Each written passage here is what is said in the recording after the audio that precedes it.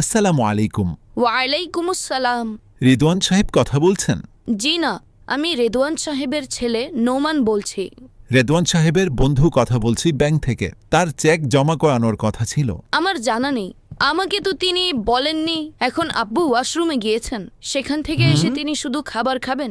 তারপর তিনি প্রমিস করেছেন তিনি আমাদেরকে ঘোরাতে নিয়ে যাবেন।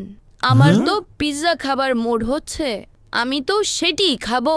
আচ্ছা আচ্ছা, থামুন তো। তাকে বলে দিবেন যে কল করেছিলাম। জি ঠিক আছে। আসসালামু আলাইকুম। ওয়ালাইকুম আসসালাম ওয়া রাহমাতুল্লাহি ওয়া বারাকাতুহু। নোমান ভাই, আপনি জিজ্ঞাসা না করেই দরজা খুলে দিয়েছেন। কতবার গোলাম রসুল ভাই বলেছেন যে দরজা জিজ্ঞাসা করে খোলা উচিত। ও হ্যাঁ, জি আমার তো খেয়ালই ছিল না। আচ্ছা, আসুন আমার সাথে। এটি বলুন, আমজাদ ভাইয়ের ঘর কোথায়?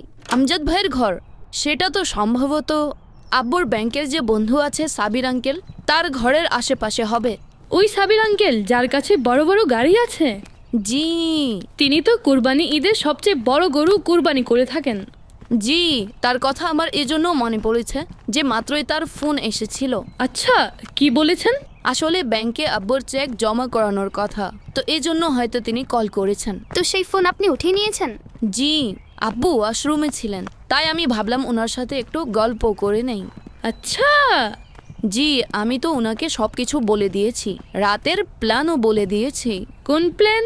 সেটাই যে আমরা রাতে ঘুরতে যাব এবং খাওয়া দাওয়াও করব। আমি তো পিৎজা খাবো, আমি এটিও বলে দিয়েছি। আপনি এগুলো কি বলে যাচ্ছেন? আপনাকে আমজাদ ভাইয়ের ঘরের কথা জিজ্ঞাসা করেছি, আমার খাতার প্রয়োজন ছিল হোমওয়ার্ক করার জন্য। সেটা তো এক্সাক্ট গোলাম রাসুল ভাই বলতে পারবেন। তো সোজা বলুন না যে আপনার জানাই নেই। আসসালামু আলাইকুম। ওয়ালাইকুম আসসালাম ওয়া রাহমাতুল্লাহি ওয়া বারাকাতুহু। বৎস, এটি কি সাবির ভাইয়ের ঘর? না তো। ওই সাবির ভাই যিনি নোমান ভাইয়ের আব্বুর বন্ধু, ব্যাংকে কাজ করেন? না। আচ্ছা, আপনারা জানেন সাবির সাহেব কোথায় থাকেন? আমাদের জানা নেই। আপনি আমার আব্বুর সাথে যোগাযোগ করুন, আমার আব্বুকে সবাই চেনে, তিনি হয়তো জানেন। এ আবার কেমন কথা? আপনাদেরকে কতবার বুঝিয়েছি। কি হয়েছে? এমন কি করে দিয়েছে আমরা? আপনারা এটা কি নিয়ে লেগে পড়েছেন? আমার লেট হচ্ছে, হোমওয়ার্কও করতে হবে। এক মিনিট থামুন ফয়জান ভাই। নোমান ভাই, আপনি এই অপ্রয়োজনীয় ইনফরমেশন কেন দিচ্ছিলেন? কেউ যদি কিছু জিজ্ঞাসা করে তো টু দি পয়েন্ট উত্তর দেওয়া উচিত।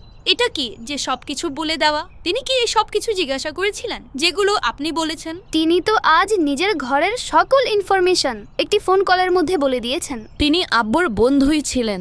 তো আব্বুর বন্ধুর কল আপনি কেন উঠিয়েছেন? এটি অনেক মন্দ বিষয়। আর যেভাবে আপনি অহেতুক কথা বলেন বা কাউকে আপনি নিজের ঘরের ইনফরমেশন দেন, তো এটা অনেক বিপজ্জনক হতে পারে যে সামনের ব্যক্তি পরবর্তীতে আপনার আব্বুকে ব্ল্যাকমেল করতে শুরু করে দিবে।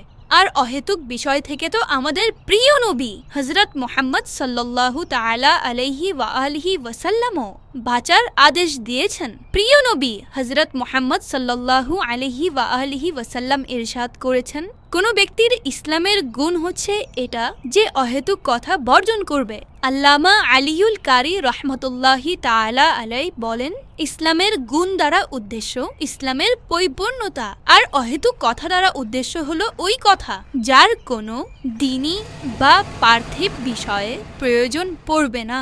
জি সরি, আমি ভুল করেছি, আর আমি তো এগুলো নিয়ে চিন্তাই করিনি যা আপনি বলেছেন। আচ্ছা গোলাম রাসুল ভাই, আপনি কি আমজাদ ভাইয়ের ঘর চিনেন? আসুন আমি আপনাকে দেখিয়ে দিচ্ছি। এখন বাস আমজাদ ভাই চলে আসুক, যার খুঁজে আমরা সকাল থেকে ঘুরে বেড়াচ্ছি। আসসালামু আলাইকুম। ওয়ালাইকুম আসসালাম ওয়া রাহমাতুল্লাহি ওয়া বারাকাতুহু। আমজাদ ভাই, আপনার গণিতের খাতাটি দরকার ছিল। সেটি তো কিছুক্ষণ পূর্বে উসাইদ ভাই নিয়ে গিয়েছেন। নিন ভাই, ফয়জান ভাইয়ের হোমওয়ার্ক তো আজও রয়ে গেল। ইয়া আল্লাহ।